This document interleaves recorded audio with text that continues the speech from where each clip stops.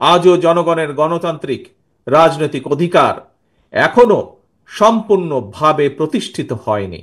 এবং এ কারণেই শ্রমজীবী কর্মজীবী মানুষ এখনো তাদের নির্বাচিত প্রতিনিধিদের মাধ্যমে নিজেদের দুঃখ দুর্দশার কথাগুলো সরকারের কানে পৌঁছে দেওয়ার সুযোগ পাচ্ছে না।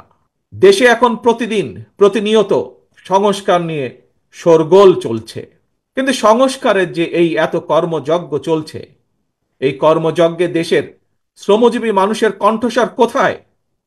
কৃষক শ্রমিকরা তো গ্রামীণ অর্থনীতির মূল চালিকা শক্তি। তাহলে তারা কোথায়? কার কাছে? কিভাবে তাদের সমস্যা সম্ভাবনার চিত্র তুলে ধরবে? কে তাদের প্রতিনিধি?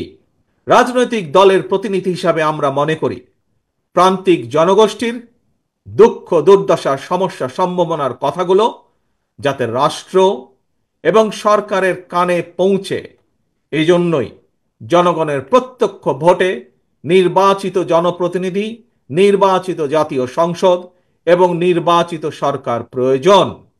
কারণ জনগণের প্রত্যক্ষ ভোটে নির্বাচিত প্রতিনিধি, নির্বাচিত সরকার অবশ্যই জনগণের কথা শুনতে বাধ্য।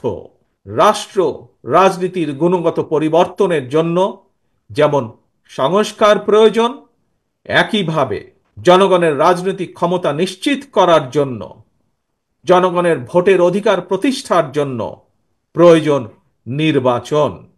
অন্তর্বর্তীকালীন সরকারের প্রতি আহ্বান, আপনারা একটু সতর্ক থাকবেন। অন্তর্বর্তীকালীন সরকারের একটি অংশ সংস্কার এবং নির্বাচনকে মুখোমুখি দাঁড় করিয়ে ফ্যাসিবাদ বিরোধী রাজনৈতিক দলগুলোর মধ্যে সুপরিকল্পিতভাবে বিরোধ উস্কে দিতে চায়।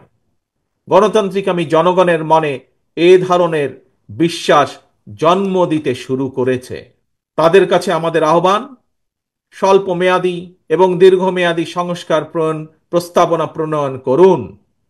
কোনো রাজনৈতিক দলের আপত্তি নেই, তবে পাশাপাশি প্রয়োজনীয় সংস্কার সম্পন্ন করে আইন শৃঙ্খলা বাহিনী, বিচার বিভাগ এবং নির্বাচন কমিশনকে প্রস্তুত করুন। সুনির্দিষ্টভাবে আগামী জাতীয় নির্বাচনের রূপরেখা ঘোষণা করুন। অন্তর্বর্তীকালীন সরকারের কর্মপরিকল্পনার পথনকশা গণতান্ত্রিক আমি জনগণের সামনে সুস্পষ্ট থাকলে জনমনে সন্দেহ সংশয় কেটে যাবে।